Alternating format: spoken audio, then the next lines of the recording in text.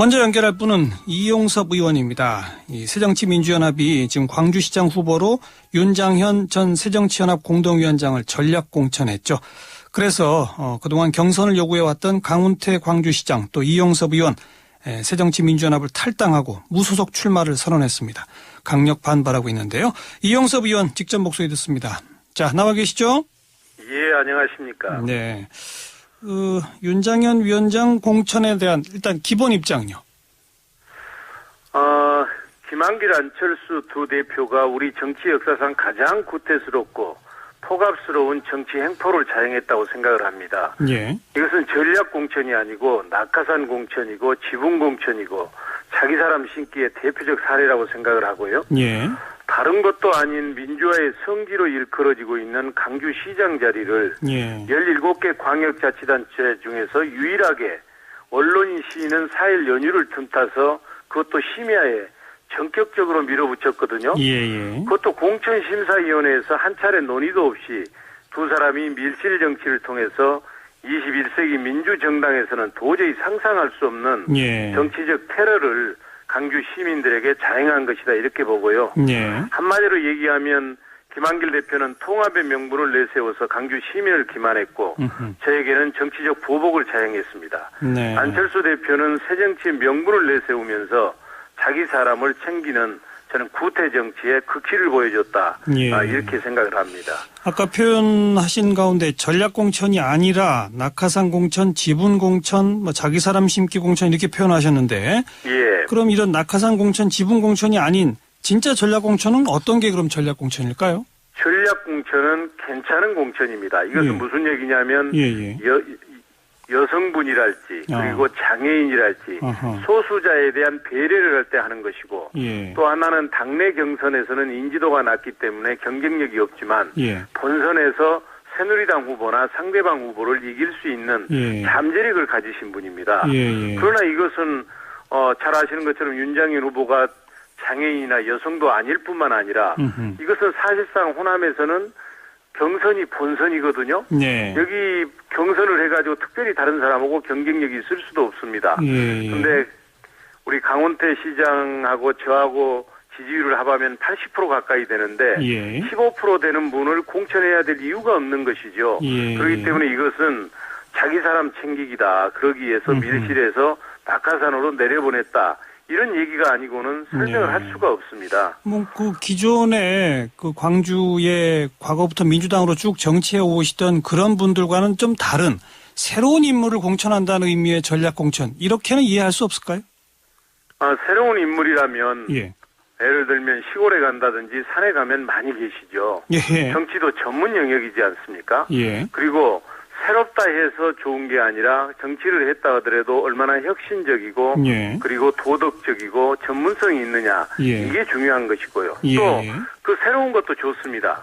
얼마나 새롭느냐 하는 것을 강주 시민이 선택을 해야지 왜 두 사람이 밀실에서 결정을 하느냐는 얘기죠. 강주시장 자리는 강주 시민이 뽑아야지 몇 사람의 국회의원이나 두 사람의 대표가 뽑아야 되는 자리가 아니란 얘기죠.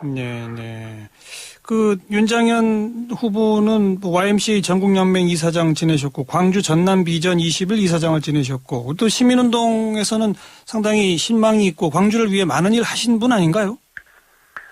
시민운동 하셨고 저는 개인적으로 그분이 훌륭하시다고 생각을 합니다. 그러나 제가 안과 의사를 할 수 없는 것처럼 그분이 전혀 공직이나 이런 데 몸담지 않은 분들이 150만 시민들의 운명을 결정해야 되는 자리거든요. 바로 취임하자마자 강주 시민들의 일자리를 창출하고 또 강주 시민들의 먹고 사는 민생 문제를 다루어야 되는 자리거든요. 이제 국회의원이랄지 시의원의 경우에는 여러 사람이 함께 일하기 때문에 각자의 독특함과 유일함을 살리게 되면 저는 나름대로 의미가 있다고 생각을 합니다. 근데 시장은 다르다. 시장 자리는 배워서 하는 자리가 아니라 취임하자마자 자기가 가지고 있는 경륜이나 실력 그리고 인지도 이런 것들을 바로 활용해서 일을 할 수 있는 사람이어야 된다는 얘기죠. 당에서는 윤장현 후보가 광주의 박원순이 될 수 있다. 박원순 서울시장도 시민운동 쭉 하시다가 무소속으로 출마해서 이렇게 민주당으로 합류하신 분 아닙니까? 그건 되게 박원순 시장이 들으면 어떻게 생각할지 좀 걱정이 되는데요. 예. 제가 2003년에 국세청장 할 때 당시 박원순 아름다운 가게 이사와 제가 세정혁신 공동위원장을 맡아서 국세청을 개혁한 바 있거든요. 예. 그래서 제가 박원순 시장을 잘 알지요. 예. 그렇지만 시민사회운동을 했다는 점에서 예형은 비슷하지만 예. 실질은 전혀 다르다고 저는 생각을 하고요. 어떤 차이가 있나요? 우선 예. 박원순 시장은 스스로 자기 브랜드를 만들었습니다. 음흠. 그렇지만 윤장현 후보는 안철수라는 이름 뒤에서만 의미가 있는 분이거든요. 예. 이분이 이제 안철수 신당에 윤장현 했을 때는 지지율이 괜찮게 나옵니다. 예. 그냥 윤장현 하면 이미 여러 여론조사에서 나왔던 것처럼 10 내지 15%밖에 안 나오거든요. 예. 더욱 중요한 것은 뭐냐. 윤장현 후보가 스스로 강주의 박원순이 되고자 했단다면 박원순 시장처럼 당당히 경선을 했어야 되죠. 박원순 시장은 잘 아시는 것처럼 그때 우리 당의 박영선 의원이랑 경쟁을 했지 않습니까? 맞아요. 예. 근데 이분은 경선을 통해서 당선된 박원순 시장과 예. 낙하산 공천 뒤에 숨어있는 윤장현 후보를 비교하는 것은 예. 우선 적절치 않고요. 예. 그리고 아시는 분은 아시겠습니다만 박원순 시장은 서울시장 후보가 되기 전에 지방자치 행정에 깊숙하게 관련이 돼 있던 분입니다.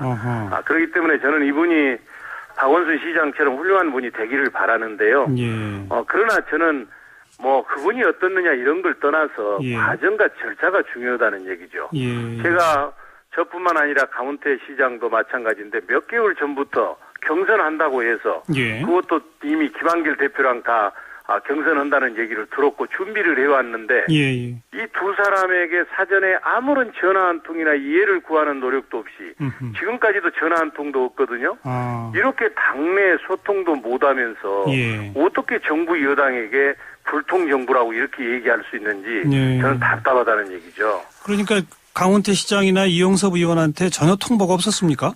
전혀 통보가 없었죠. 사전 양해를 구하는 절차도 없었다? 양해도 없고 설명도 없고 마치 경선을 하려고 오는 것처럼 계속 이렇게 연막만 치다가 예. 연휴를 4일 놔두고 심야에 그것도 발표를 했지 않습니까? 예. 이건 있을 수가 없는 것입니다. 예. 도덕적으로도 용납이 안 되는 것이죠. 예.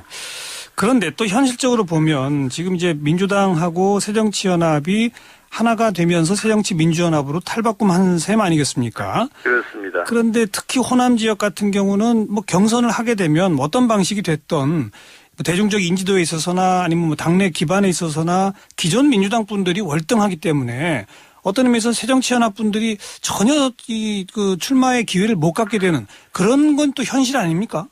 그런데 왜 그 문제가 강주만에 있는 건 아니지 않습니까? 예. 17개 지방자치단체 중에 다 해당이 되는 거거든요. 예. 근데 우리 과거의 민주당도 그렇고 이분들은 그냥 그동안 어렵고 힘들 때면 강주에 내려와서 강주는 민주당의 심장이다, 어머니다 이렇게 얘기를 하면서 맞아요. 살만하면 강주 시민들의 희생만 요구하고 있거든요.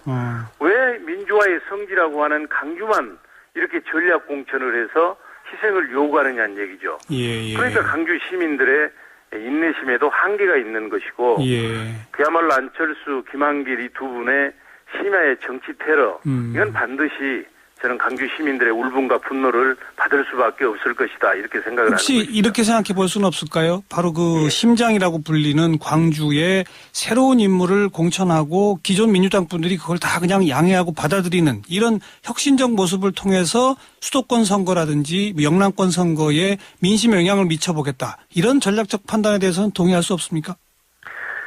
제가 모두에도 말씀을 드렸습니다만 강주시장 자리는 시민들이 뽑는 자리 아니겠습니까? 예. 그러니까 지금 말씀하신 것처럼 혁신적이다, 개혁적이다, 참신하다, 새롭다는 걸 시민들에게 결정권을 줘야지. 예. 대부분의 최고위원들이 그렇게 반대했음에도 불구하고 두 사람이 한 번도 공개적인 토론도 거치지 않고 심야에 저녁 11시 다 돼서 발표해야 될 이유가 있느냐는 얘기죠. 예. 이거는 21세기 개명천지에서 어떠한 조직도 이런 식으로 오만과 독선적으로 운영되는 조직이 없습니다. 그러니까 제가 좀 아까 질문해 드린 건 그렇게 참 문제가 많고 불만스러우시지만 그걸 그냥 예를 들어서 강 시장하고 이영섭 의원이 수긍하고 받아들이면 그것이 수도권 표심 같은 데 영향을 미칠 수는 없을까요? 그 점은 어떻게 생각하세요? 우리 두 사람만의 이해관계에 관한 문제라면 저는 얼마든지 양보할 수 있다고 생각을 합니다. 예. 그렇지만 이것은 제가 아까도 얘기했지만 우리 옛날 말에 알아야 면장한다는 말이 있지 않습니까? 예.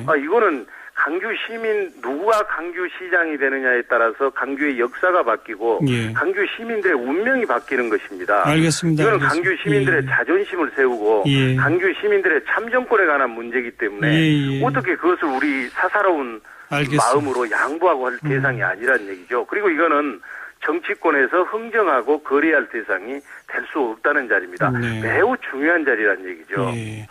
결국 탈당하셨죠, 지금? 예, 했습니다. 그 심정이 어떠신가요? 저는 이제 실은 그 민주당을 통해서 제가 새로운 대한민국의 역사를 써보고 싶어서 실은 정치를 시작했지 않습니까? 그리고 누구 못지않게 이 열정을 쏟았고 그리고 또 지난해에는 당 대표까지 출마를 했기 때문에 그렇죠. 떠나는 마음이 매우 착잡하고 괴롭지요. 그렇지만 우리가 일제 강점기하에서 그렇게 사랑하는 조국을 구하기 위해서 그냥 만주로 떠나야 했던 독립군의 심정으로 떠난 것이죠. 그렇기 때문에 저는 이제 정상적으로 당이 제 역할을 할 수 있고 민주 진보 진영의 맏형으로서 제자리로 돌아오게 되면 다시 이제 새정치민주연합에 들어가서 정권 교체에 헌신을 해야지요. 강원태 시장도 탈당하셨나요? 했습니다. 두 분 다 그럼 무소속으로 출마하십니까? 강원태 시장 쪽에 내용은 제가 잘은 모르겠지만 일단은 그리 갈 것으로 생각을 하고 있습니다. 네. 그러면 혹시 두 분 사이에 단일화는 논의가 안 됩니까? 어떻게 됩니까? 근데 이미 이번 선거 경우에는 민주 대 반민주 그리고 낙하산 후보 대 시민 후보 간의 싸움이 돼버렸습니다. 그렇기 때문에 강주 시민들의 자존심을 세우고 강주 시민들의 참정권을 확보하는 길이라면 저는 단일화 문제를 포함해서 시민들이 원하는 길을 가야 된다고 생각을 하고 그 길을 갈 것입니다. 그러니까 다자구도로 치러지게 될 가능성은 별로 없습니까? 결국은 아무래도 시민들께서 요즘 나가보면 만나는 분마다 손을 잡으면서 단일화해야 됩니다. 경선에서 단일화해야 됩니다. 이런 말씀을 하시거든요. 그렇기 때문에 과연 강주 시민들이 바라는 것이 뭔지 분명한 것은 이제 제가 시장이 되느냐 강원태 시장이 되느냐가 중요한 게 아닙니다. 어떻게 하면 이렇게 강주의 자존심을 꺾어버리고 강주 시민들을 못 오가는 이 세력으로부터 강주를 지켜내느냐가 중요하기 때문에 우리 두 사람 모든 기득권을 버리고 시민이 원하는 길을 가는 것이 저는 정도라고 생각을 합니다. 알겠습니다. 여기까지 말씀 듣겠습니다. 고맙습니다. 예, 감사합니다. 네, 이용섭 의원이었습니다.